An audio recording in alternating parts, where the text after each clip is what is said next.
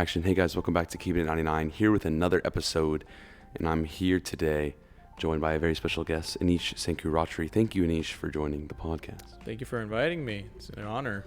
Yeah, so recently in your life, you went on a TED Talk. Actually, you organized a TEDx event.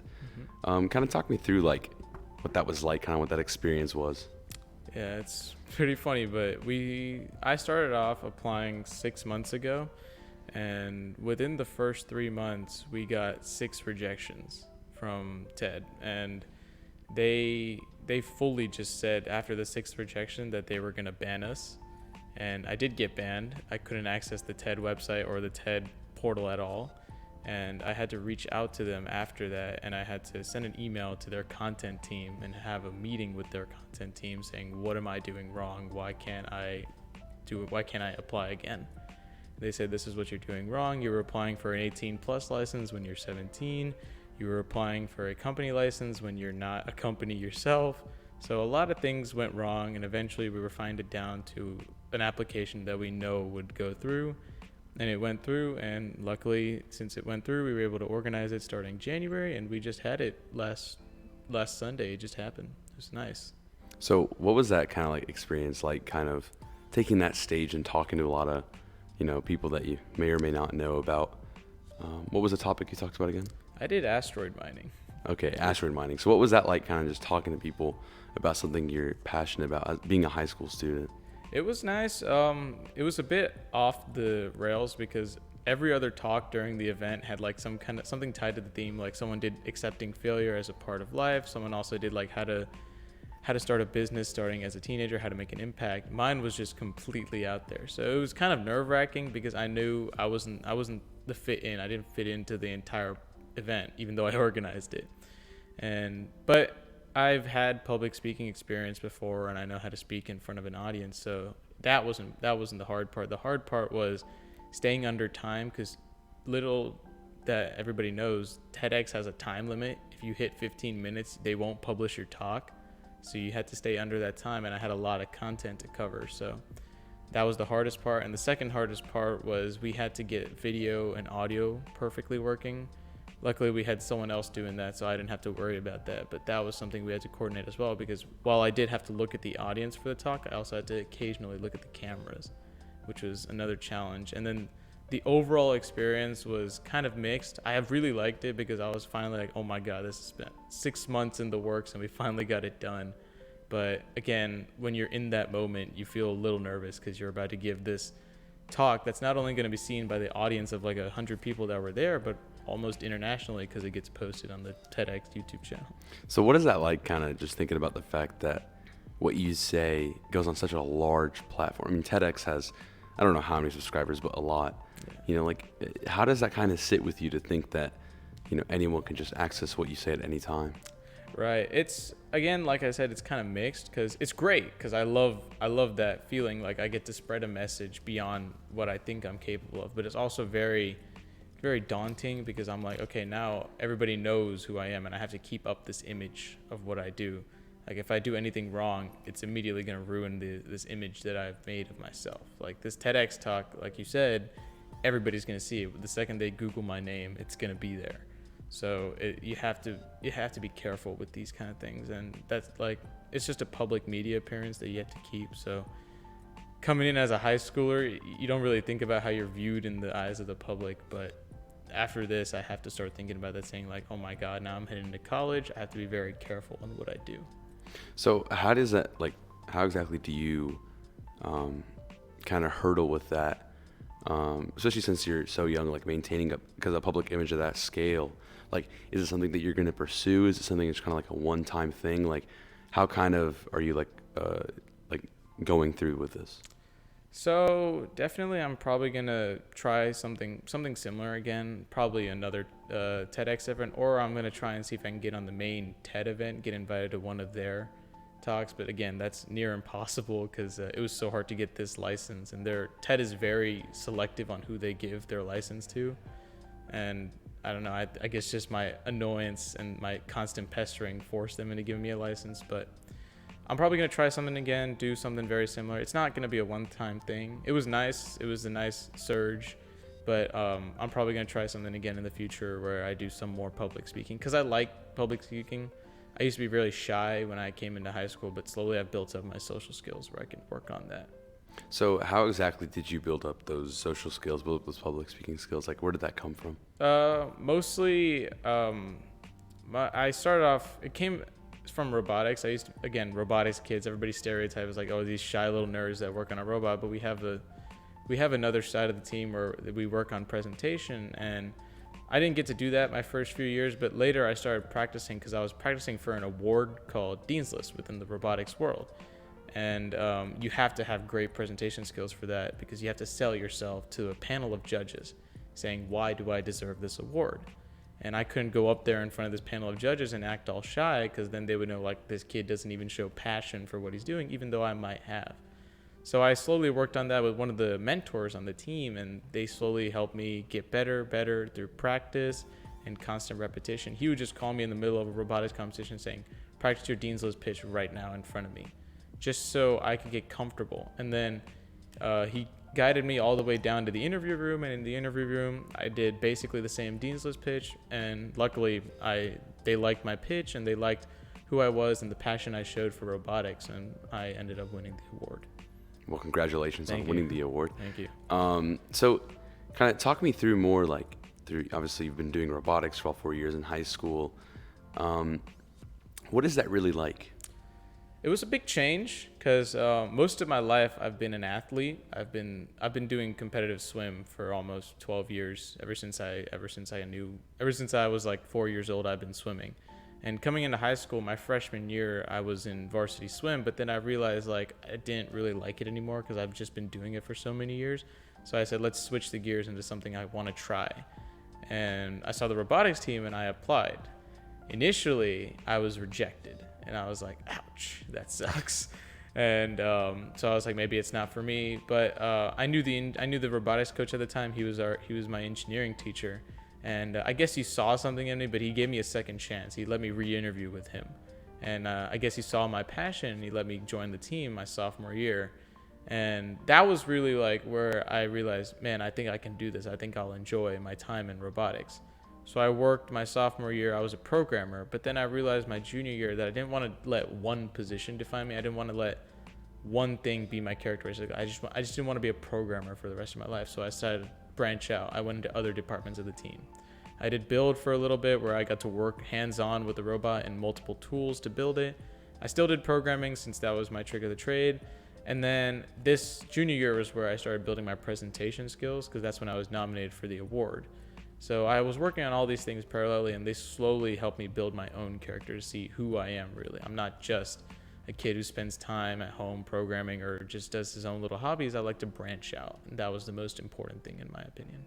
So obviously through these changes in, like, kind of what you did in robotics and, versus swim versus, and all this stuff, like, these should mirror, and they probably did mirror, internal changes within you throughout this time period of high school. So kind of like, what were those changes that you kind of went through as an individual? Like, what kind of growth opportunities did you go through in order to become like who you are today?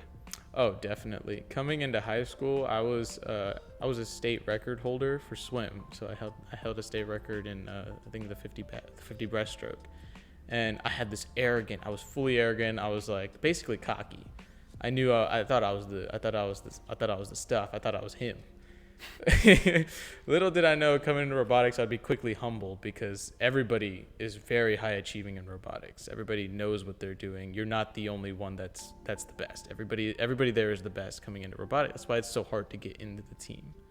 And same thing happened when I got nominated for Dean's List and won. That attitude kind of sparked. Basically, when I know I won an award, I feel like him. I feel like I'm the power. I'm on top. But after my junior year, I got humbled real quick, because I was applying for executive positions on the team, and unfortunately I didn't get selected. That's when I knew, like, okay, so I need a change. Something needs to change. And that's when I started thinking, okay, what if I just let life take the wheel for now? What if I just let it control and just go with the ride?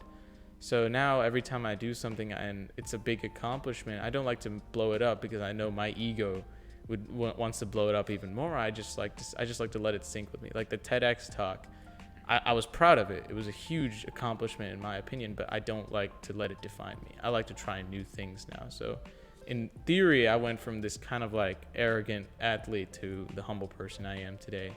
And I'm not perfect. I know I'm not perfect. Like every time I still do something big, it kind of kicks my ego for a little bit. It kind of kickstarts it, but I have to simmer it down, saying like, hey, yes, you had this great opportunity, but think about other people and don't make them feel bad. So I was like, okay, I try to help more people now. So the TEDx talk, it wasn't just for me. I brought in some other kids as well who was very interested in sharing their ideas. I said, yo, you guys join in on the event. I'll let you speak. And I gave them the opportunity to succeed as well. That's kind of where I shifted. Instead of being selfish and thinking about myself, now I start thinking about how can I help other people around me. Yeah, and I think like a very powerful quote I've heard about humbleness is it's not thinking less of yourself, but thinking of yourself less. Yeah. So kind of like, like how smart you are, how hardworking you are, like, how, I guess, like how good of a person you are, like, what your status is, where your place is.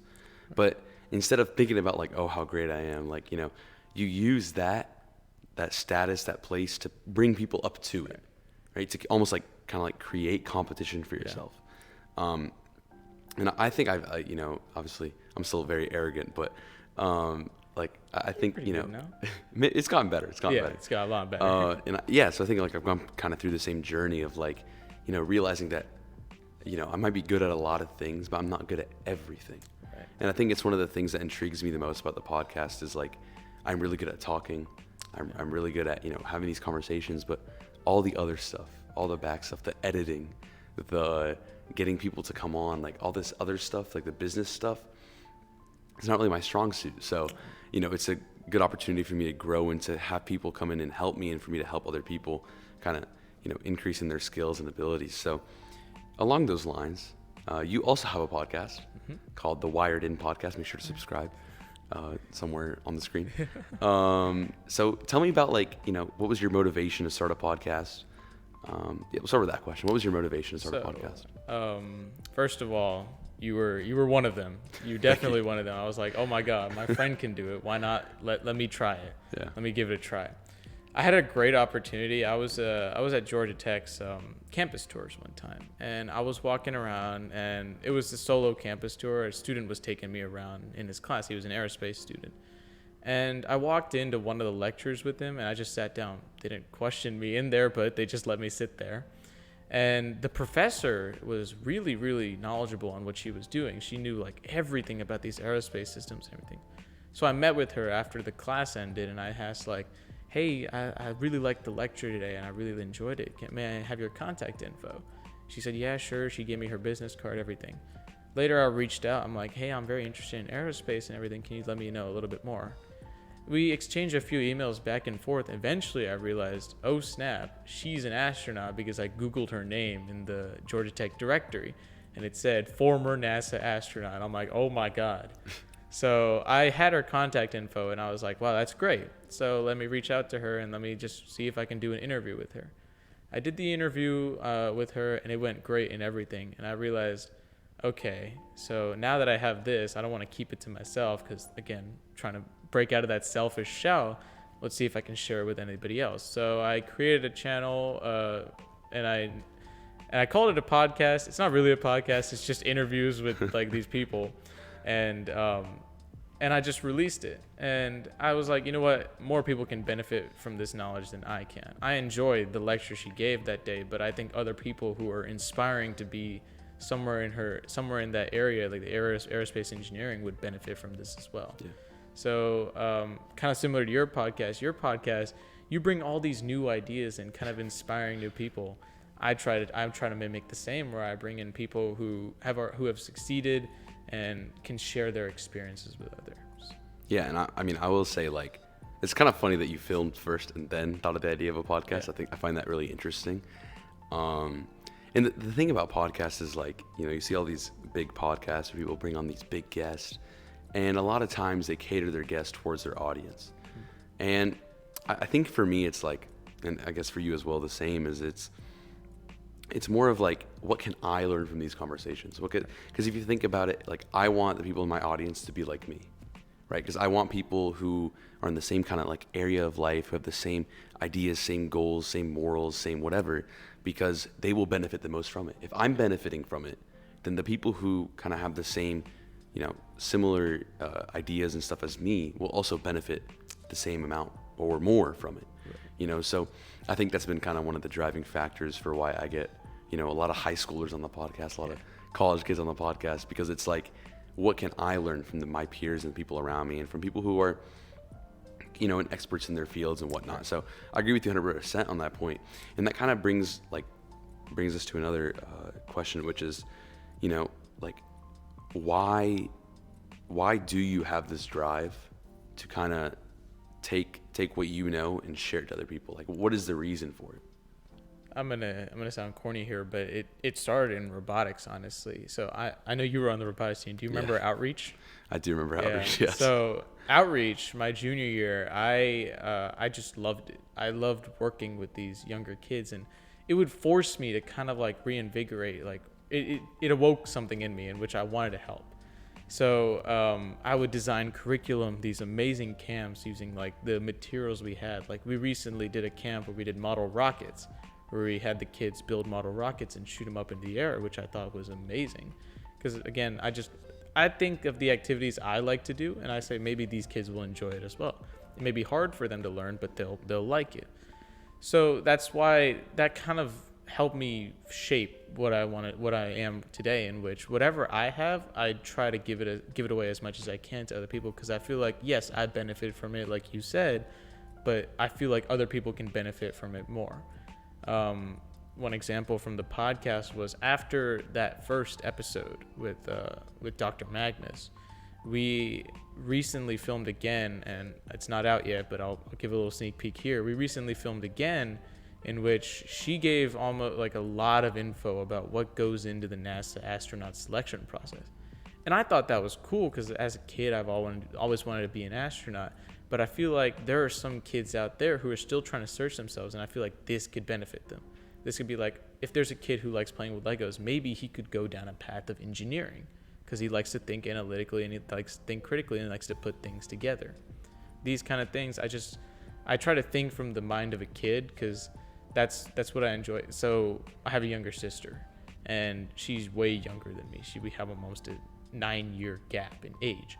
And she's at that time in her life where she's kind of figuring out what she wants to study, what she wants to do. And I can see her interact with different things. I gave her Legos. She didn't like it. But if I give her a paint and an easel, she'll paint something for me. So I realized, okay, so she's more of an artistic type of person.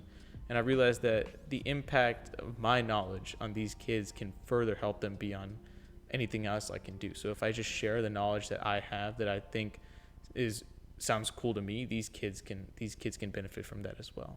Yeah, and I think that's one of the biggest the most powerful thing about competition, right? Because a lot of people, like, for example, like when it comes to this podcast, I always encourage people to start their own podcast. Right. And people are always like, why would you do that? Like, why would you take viewers away from your own podcast? But you can look at it in so many different areas. Like, competition builds you way better, right? Like, the reason why, like, I think a lot of people, they kind of struggle with the idea of seeing their friends succeed and them not succeeding. Oh, 100%. Right. Yeah. And for me, it's like, I know at some point in my life, I have that confidence. At some point in my life, I'm going to be the most successful person that I could possibly be. Right? I just have that belief in me. A lot of people think it's cocky, but that's really the belief I have. So why not try and make everyone around me just as successful? Yeah. Because that will push me to be more successful. Yeah. Like, when I saw your podcast, like, it was like kind of like competition for me. Like, I knew that I had to ramp it up. Like, I knew, like, eventually, like, I had to kind of like step it up and like really like increase my game and work way harder. So that's why I think competition is so important. In the same way, kind of like how you are like giving the younger generation like what you have. I think it is so important that, like, that we do that, because it creates kind of that ongoing competition and that ongoing growth in, like, what humans are. And it's not like, a lot of people have this issue with, like, their friends succeeding, and like them not succeeding. And it's like, I have that confidence where it's like, I know I'm going to succeed, right? Like I know at some point I will be the most successful person that I could physically be, so it's like, why not help people while I can? Why not help people even if that puts me in a disadvantage? Like, why not help people, because it'll do so much, for me in the future. Right.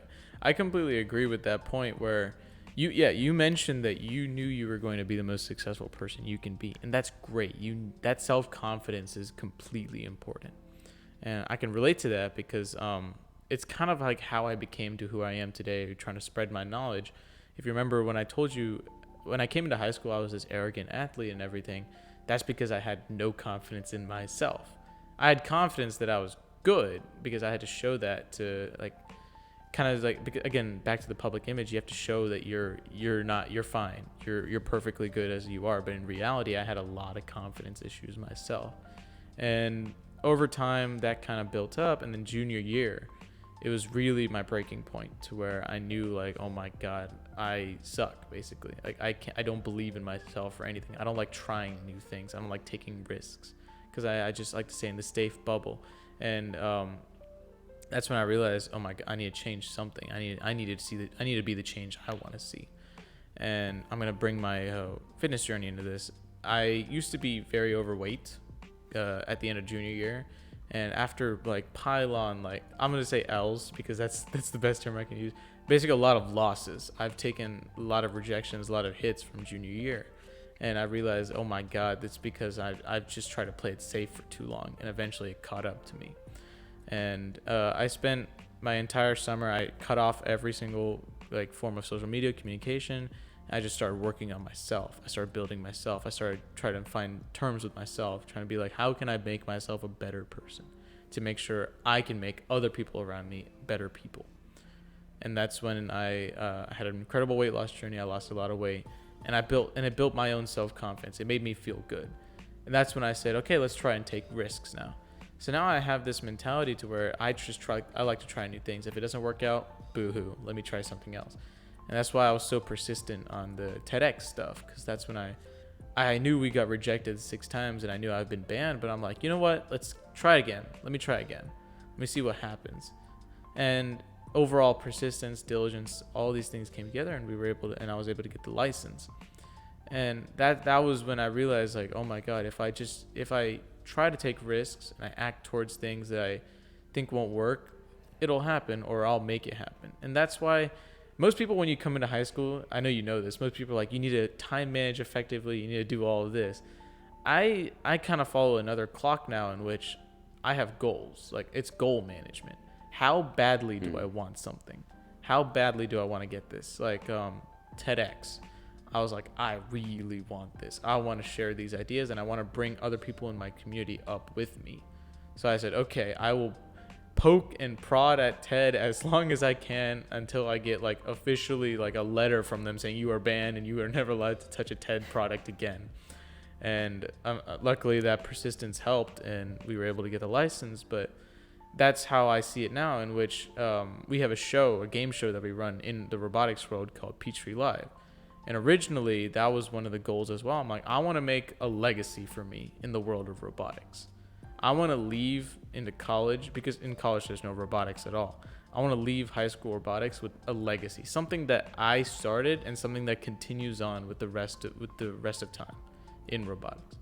So I started a game show in robotics. So during competitions, during the breaks, there's a lot of downtime and people get bored. People just go on their phones most of the time. I said, that's not fun. That's not the spirit of robotics. We're here together. We're here as people and we're in the same community. And I said, let's make a game show. So we made a game show and we tested it out last semester. It was great. People were playing from their couches at home. People were live from the audience in the venue. It was amazing. So and I said, okay, now let's make it better. It's these goals that I set for myself. These micro goals eventually lead to one big goal. So yes, time management is important, but it's also about how badly you want this goal.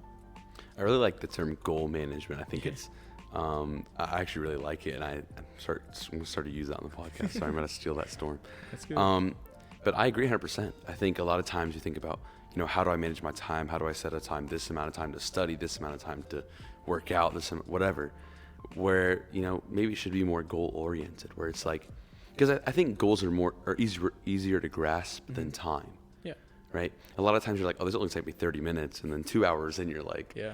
oh, this is going to take a while, or the opposite. So I agree with you. I think, very goal oriented, because if you really if you ever really sit down and write every single thing you have to do and just cross them out as you go, it's so satisfying. Yeah, 100%. And it's also like, it's just, you get more done. Mm-hmm. You just get more done writing down goals. Yeah, I agree 100%. And I think that kind of leads to obviously now we're both going into college. We've been in the same class for 4 years now. Yeah. So the same, at least 2 classes, 4 Mm-hmm. years. So we've gotten to know each other pretty well. And, part of the move into college is finding new people. Yeah. So, obviously you've went from this shy kid to this not so shy kid. How do you kind of see yourself changing in the next 4 years?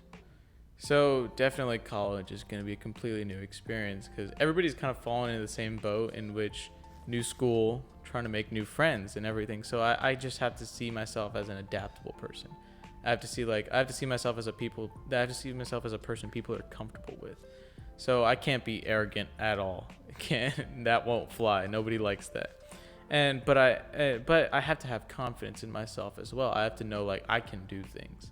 I can do things that other people may struggle in, but I can do them and I can help them. One big thing is programming. I know I'm good at programming, and maybe that might help me get a couple friends in college. That might be a conversation starter. Let's say we're taking a computer science class or something algorithms based together. I might help someone out who's having struggles. It's just these small skills that I have are all going to add together to help me kind of build a social part of myself as well. Yeah, I've had a small, tightly knit group of friends for the past 4 years, but when you go into college, you have to branch out. One thing that's important to me is connections. Connections can get you anywhere. If you know a guy who knows a guy who knows a guy, you can get a lot of places. I'll use the example, some of my internships in high school. I knew a guy who worked at the company. And I said, yo, can you give me a referral, or can you at least help me find out who does these internships hiring? And that's how I was able to get him. It's these connections that are important. And college, it's going to ramp up as well, because that's when you get really into the professional field. High school, they're kind of preparing you for the real world, but college is the real world. Yeah. Everybody's an adult in college. Everybody knows that they have responsibilities, bills, taxes, fun stuff. And we know we have to take that into reality. So you have to keep a balance with your social life, your educational life, but also, for lack of a better term, your work life, because that's where we're eventually headed. And Yeah. back to the goals topic, you're right. Goals, thinking more goal oriented is better, and it kind of ties into time management as well, in which if you have a goal, let's say I want an A on this math test, I will do anything I can, and I'll make as much time as I can to know I have to study for this math test so I can get an A. I will make time. If you want it that badly, you will make time for it to happen. And that's another thing that's going to be very important in college is, what are your main goals? What do you want to leave college with? Yeah, a diploma would be great. It would be awesome. You come out with a degree. But what other things you want to leave college with? You want to leave college, we had a talk in engineering a couple days ago with Mr. Ben about work experience. Do you want to leave college with work experience so you look better when you get hired by a company coming out of college? All these kind of micro things factor into the main college experience. Yeah, and I agree about the part about legacy, for lack of a better term, what do you want to leave college with? And I think, that stuff is subject to change. If you told me in freshman year that I would have a podcast, I think you're crazy. Yeah. I think you're out of your mind. 100%. If I wasn't going to be a D1 soccer player, I was so bad, but if I wasn't going to be a D1 soccer player, what was I going to be? If I wasn't just going to, go to school, and just do school and sports, what else would I do with my life, And obviously now that's changed a lot, and I've gotten to this place. So I think another part of it is being adaptable, having that adaptability. And I think, they say the number one, the number one skill is availability. Availability and then adaptability. Yeah. So your ability to show up on time, to be there at places, like your ability to be available and your ability to be available and your ability to adapt to certain situations. And I think that's really important, to be able to kind of not like change who you are, but like shift kind of your paradigm based on the situation that you're in. I think a lot of people, they kind of get stuck in who they are or who they think they are, and they forget that they're human beings and that they can change, they can kind of adapt. And a lot of people get stuck on one goal, which, sometimes you're going to fail. Yeah. And I think when you fail, like, it's not about how many times you fail, how many times you get up, whatever, but when you fail, like, realize what you did wrong and then try to fix that and go for it again. And if you can't get it again, and you can't get it again, and you realize, like, man, this is just not for me, try something else. Oh, yeah. Because you'll never know what is going to be kind of like your thing. 100%. Something I want to talk about is in high school, everybody kind of expects you to be something. Like, when you hear that you're in the STEM program, everybody kind of expects you to be smart, right? Yeah. They're like, oh my God, this kid made it into STEM. This kid's in the higher level classes. He should be smart. And that kind of affects you as well, because the second you see like a bad grade or something, you're like, oh my God, what happened? Well, I mean, I've had a few of those, so yeah. I'm kind of used to it. Yeah, and it was a hit. It was a big hit, and I realized, like, oh my God, I can't keep this image up forever. I just can't. Yeah. It doesn't work out with me. So so that's why this year, this year I've toned down on classes. Like, I know I take classes now that I'm confident I can succeed in. Yeah. Like, a lot of it's that was a big thing for me. Sophomore, junior year was taking classes that, like, AP US history. Like, I'm not going to do well in that class. Like, I like history, but I don't like writing. I don't like American history. Like, why would I take? So I agree with you. Like, like, take classes like you're going to be successful in. Don't overload yourself. And I think, I feel bad for the people who read. We talked about this in physics the other day. I feel bad for people who read, like, the 8th grade STEM essays and have to pick, like, think about this. You have to read 8th graders' essays and use 8th grader grades to determine whether this kid is fit for the STEM academy that lasts 4 years. Yeah. Like, think about freshmen us versus now us. Like, it's completely different. 100%. Like, man, like, the amount of, dude, I struggled sophomore year, like, big time. COVID was tough. Yeah. But you never know. I mean, there's so many kids that are way more fit for the STEM academy that got rejected than there are kids in the STEM academy who should be in it. Oh, we've seen that. 100%. I mean, yeah. We've seen kids drop out of the STEM academy who are more, who, like, should still be in it compared to, and some people who should have dropped out by now. Yeah. And it's weird. I have my thoughts on, the fact that it's a 4-year membership and you can't get out of it and you can't go into it. I think, if you've taken engineering courses that are not STEM and you show, like, you're good enough in it, proficiency in general, you should be able to join it later on. Yeah. But I understand the point, whatever. I mean, that's a completely different topic. But yeah, I mean, being in the STEM academy, we can talk about this for a little bit. Like, kind of like what's, your experience been in the STEM academy? Like I said, when you're in the STEM academy, you're put at a standard. Like, everybody, like, they hear you're in the STEM academy, like, oh my God, that kid's smart. Oh, well. that kid's actually, no way that he's in the STEM academy. Yeah. So, like, you're put at a standard immediately. Like, compare, like, they even say it when they bring you into the STEM orientation. They're like, our STEM kids are so much smarter than the other engineering kids here. Jesus Christ. And I'm like, I don't know about that. Maybe want to rethink that one. I mean, I remember in 8th grade, I remember this one graph that I was shown. Yeah. Which was the SATs. Oh, yeah. I remember that. Of AMS, Advanced Math Science Pathway, Engineering, Biomed, the rest of the school. Yeah. I'm not going to say what the order was. I think I just showed the order. Yeah. But, like, you go into high school and you're like, man, like, I got to live up to this standard. Exactly. I got to live up to this standard. 100%. And it's like, man, it's so hard. It's so hard because, like, if Walton had class ranks, I would not be in the top 150. Oh. Like, I would not be in the top 150. I had to, like, you have to struggle, basically. Because, like, you have to you have to kill yourself to be at 150. And it hurt. I couldn't keep up with it. Like, and that's when I realized my junior year, I just can't keep up. Yeah.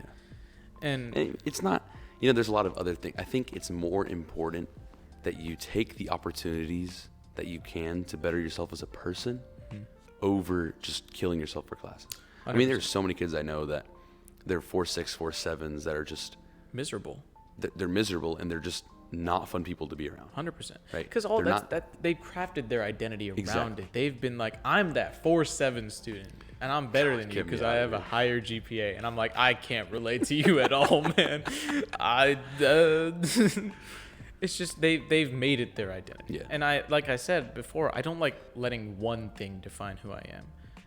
Like I just when someone hears of me, it needs to be different results. Like when they hear me, let's say one kid knows me from swimming, another kid knows me from robotics, another kid knows me from TEDx. These kids meet up. I'm completely different people in their eyes, because they're like, oh my God, it may be the same Anish, but he does so much. I just don't like letting one thing define me. Yeah, grades were important. Like they are important because they're needed for colleges. Colleges base their decisions off of grades, which is one big thing. But in my personal opinion, something that helps you grow in yourself, like new skills, are what's important. Yeah, and I think those things will naturally grow your grades. 100%. Right, like something I say always on this podcast. I know you're not Christian, but like developing a relationship with God does so much more for you than like people realize. Oh no, right? Like Hinduism follows the same thing. We have a yeah. strong connection with Exactly. God. We follow that same thing. Exactly. Like in any religion, any worldview, whatever, like having a strong connection with God, whatever your God is, it's so important because you learn so much about yourself. You learn so much about humanity. And it kind of gives you a sense of peace where it's like, I can put my trust in something that I can't understand. Right. Right? If I could put my trust in something I understand or I could create, that's a scary life to live. Yeah. Because now you're responsible for everything. Yeah. Right? Whereas if I'm like, you know what, I can't, like when I submit my college essay, I have no clue who's going to read it. I wrote about a very Christian subject. I don't know who's going to read it. Yeah. Some dude who just hates Christians can read that and be like, see you Literally a later. coin flip. Yeah. Exactly. So when you put your trust in things that you can't control, it's like, God, it's nothing I can do. It's all in your hands now. Yeah. It's so powerful. And I think as we move towards a more secular society, the biggest thing we lose out on is kind of that. And this is why this is kind of controversial, but it's part of the reason why you see mental illnesses spike up, because people put themselves like, oh, that's my fault, man. I did that. I'm not good enough. I'm this, I'm that, whatever. And it's like, you're perfectly fine. There's just some stuff you can't control. Yeah. And a lot of people fall into that trap of like kind of pushing themselves down and stuff. So, and that goes back to that self-confidence thing. And real self-confidence can only be achieved with a relationship with God, in my personal opinion. No, I completely 100% agree. That's really how I helped better myself during that junior year summer, is that I cut out everything. I knew social media was my biggest killer. Because I would, like, especially since I was overweight, I would go through social media, scroll through, and I would see like all these guys with like 6-packs and everything. I'm like, oh my God, I look terrible compared to these guys. And I was like, it was slowly eating me from the inside. It's destroying my own image of myself to the point where I completely hated myself. I was like, oh my God, I'm this slob. I don't do anything new. And I lost a lot of like personal relations from that. I lost a couple friends, and I lost a very significant person in my life, and it was tough. And that's when I realized, like, okay, I can't put my faith in like in other, like in something I understand, like social media. I was like, maybe it's gonna help me. Maybe it helps me connect with people. That's the lure they bring you in with. They're like, oh, it helps you connect with your friends. Nah, it doesn't. In reality, it eats you from the inside, because you're connected to a whole world now. You can see what everybody's doing. I look at like a celebrity's Instagram page. I can see where they ate dinner last night. It's that bad. It's just like, yeah, it's great for connectivity, but it also destroys you, because you're like, they're living the perfect life. Why can't I live that? Yeah. Why can't I have that? And that's why I said, okay, I need to reconnect myself spiritually to the point where I need to believe in myself, but I need to believe in God as well. Yeah. And I've had a podcast about this very early. I think this is like 9th or 10th episode. Like this is like back in like May. Oh yeah. Last May, where I had a podcast about like social media and the human connection. Mm-hmm. If you want to go watch it, I don't know how good it is. I kind of forgot about it, but it's up there. Yeah. And it's just, it's so interesting to see the effects that social media can have on people.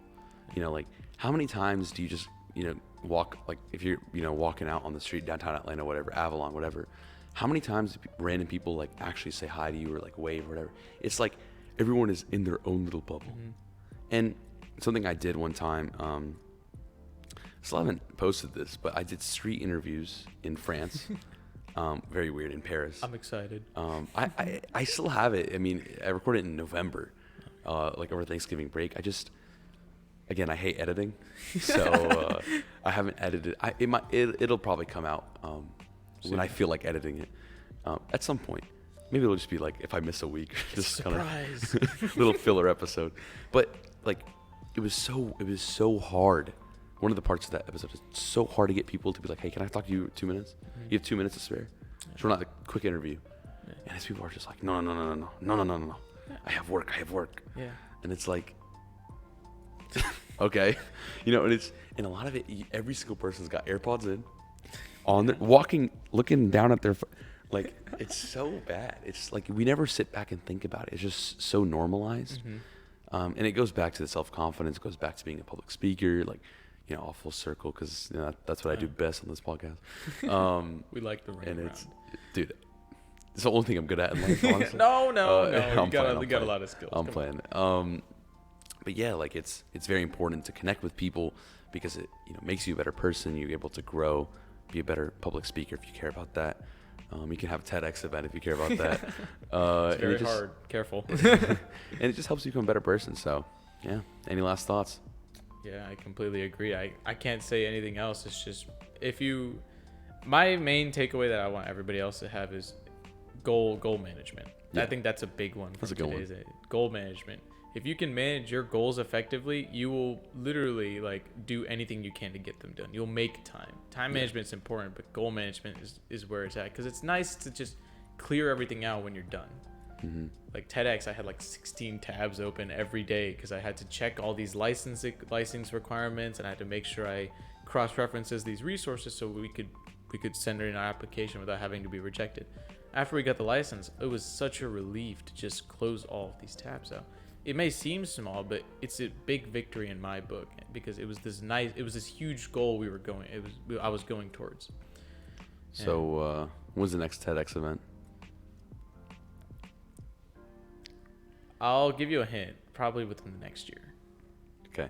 Am I going to be invited to speak? Maybe. I'm playing. Hey, if you're down for it. I am I'm down to talk all the time. All right. When do I not talk? All right. This is the biggest complaint I have with Mr. Benton's client. Mr. Benton, yeah, he harps on you. You think he's going to you think if we tell him to watch this, he'll watch it? Maybe. Honestly, yeah. Here. Well, shout out Mr. Benton if you're watching it.